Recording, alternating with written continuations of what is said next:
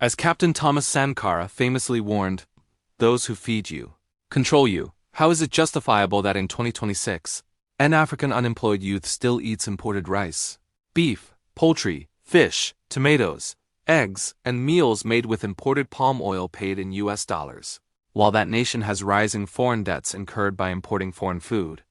It is a reminder of an urgent need for self-dependence and sustainable food security across Africa. My name is Dr. Ladi Tokosi PhD, and this is Insights on Africa. Let's elevate this discussion into enlightenment. Africa does not need help. Africa needs partnership based on the African blueprints that the African Union is actively championing. Africa must decide to stop importing poverty and to start harnessing opportunities by building a continental market with 1.4 billion citizens becoming her core consumers. The most important word in United Nations is united. The most important word in United States of America is united. The most important word in United Kingdom is united. The most important word in the European Union is union. The most important word in the Gulf Cooperation Council is the word cooperation. In the Association of Southeast Asian Nations, the most important word is association. The Association of Southeast Asian Nations, ASEAN, also has a partnership with Australia. So, in the African Union, it is inevitable that the most important word should be union. To understand the future of Africa, we must look at the past of China. In 1980, China's economy was smaller than the Netherlands. China was fragmented, rural, and overlooked. Fast forward 45 years, and China is the manufacturing epicenter of the world. How did China achieve this giant leap in such a short period of time? China didn't just work hard. China systematically fixed her internal operating system to harness size and productive capacity. China realized that before they could sell to the world, China first had to trade with each other to benefit from economies of scale and consumer power. A province in the north of China could trade seamlessly and favorably with another province in the south of China, then importing from overseas. Today, Africa is the China paradox. Africa has the population, the human and natural resources, but suffers from a broken operating system that could harness synergies and power Africa's immense, productive, and established consumption capacity.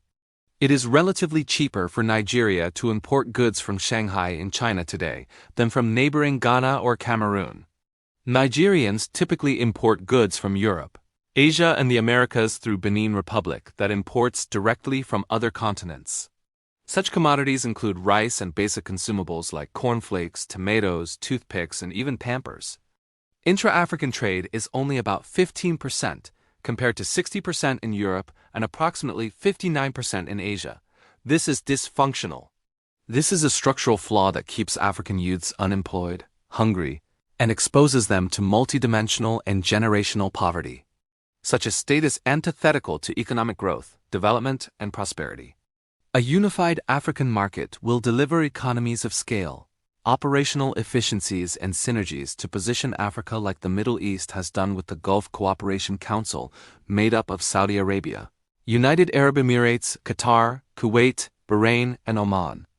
The African Free Trade Agreement is actively being designed by the African Union to dismantle trade borders and replaces them with a single digital market. This should facilitate less restrictions, faster and cheaper transactions across Africa. Africa's $3.4 trillion projected economy can be achieved through the African Continental Free Trade Initiative, but this must be based on a highly productive and efficient Africa, not a free trade zone designed to accelerate imports, national debts, and poverty across Africa. Tell me, why should Africa not have her own Al Safi dairy like Saudi Arabia or Maranjang City mega farm like China? Or similar brands like Walmart, Amazon's, and many more such enterprises like Dangote Group, M-Pesa, and so on? What are your thoughts on the Africa Union's economic integration and the Free Trade Area Initiative? This is part 1 of a 2-part series, which will be continued in our next post.